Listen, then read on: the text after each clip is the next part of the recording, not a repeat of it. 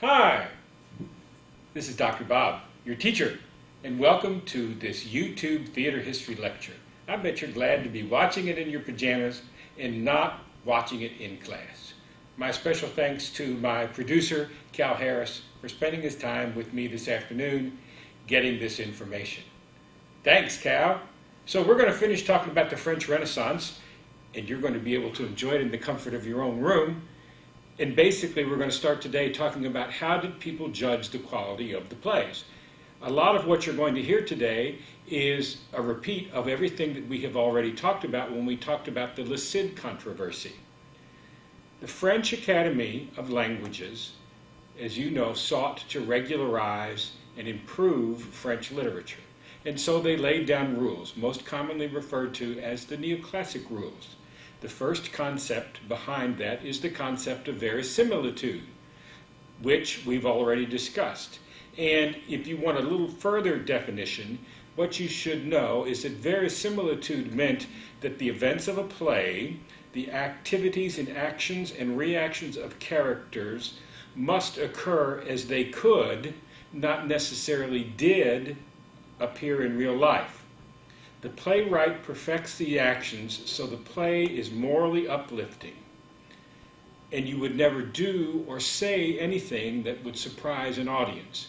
So while we discussed verisimilitude as a likeness to nature, basically it's an improvement on nature, because what you seek is to never say or do anything that would surprise an audience. So in other words, characters must do everything true to what their perceived actions would be.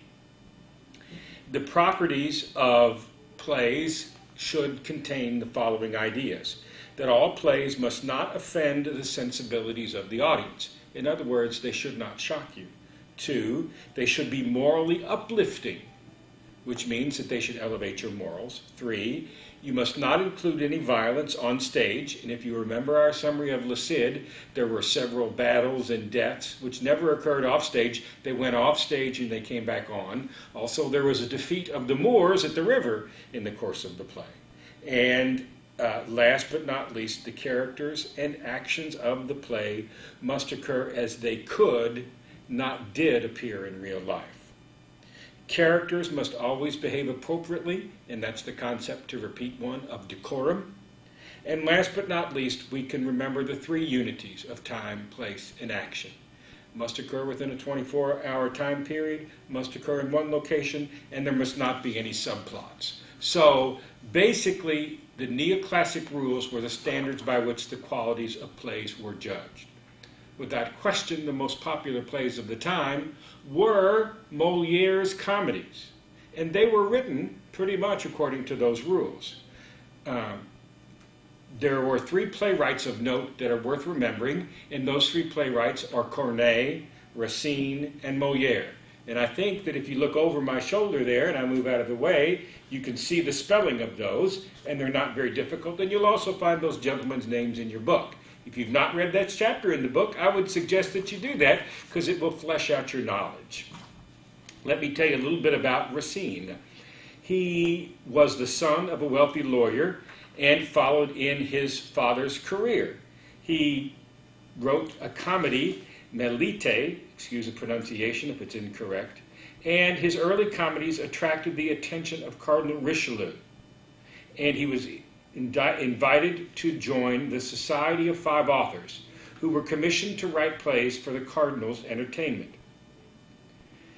Corneille found it difficult to write to the Cardinal's orders, and the Cardinal was upset with him because Corneille altered a plot that the Cardinal wanted to see. So that tells you a little bit about what happened. The Corneille's first dramatic works were comedy, and then he wrote the play Le Cid, based on an earlier Spanish play. The play was a huge popular success, and in fact remains popular today, but was violently attacked by the French Academy. And if you'd like to read all about it, I can give you some dramatic theory and readings that will allow you to read the whole controversy, because it violated the neoclassic rules. Although it observed the unity of time, it stretched credibility by cramming too much action in 24 hours. They also accused Corneille of mixing dramatic genres because his serious play has a happy ending. Also, agreeing to marry her father's murderer was said to be inappropriate behavior for a character of Ximenes' stature. To settle the matter, Richelieu asked the newly formed French Academy for a judgment. When the Academy published the play and published its opinion in 1638, it praised parts of the play, but insisted that Corneille should have adhered more closely to neoclassic ideals.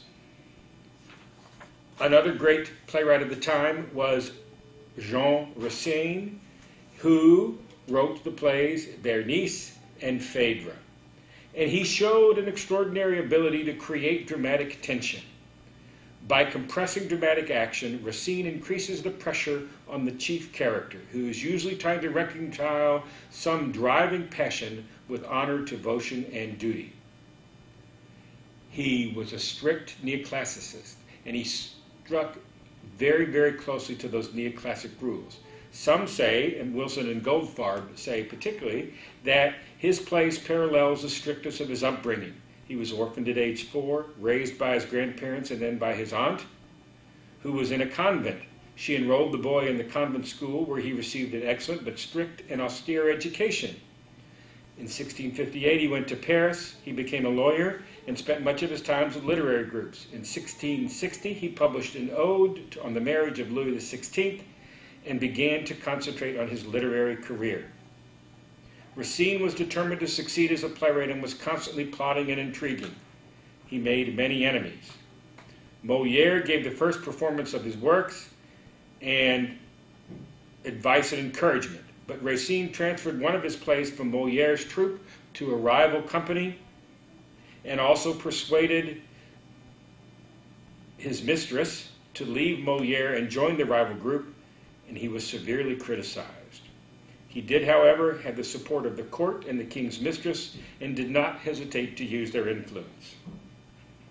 He retired from playwriting, and after all this intrigue and moral turpitude, he returned to the strict religious beliefs of his youth. He remained a favorite for King Louis for many years, and at the request of King's second wife, he wrote 2 pageants for her. He eventually lost the king's favor and died in 1699 after a long illness. But perhaps the name that carries us further into the French Renaissance is Jean-Baptiste Poquelin, or Molière. He said, in defense of his play Tartuffe, "If it be the aim of comedy to correct men's vices, then I do not see for what reason there should be a privileged class."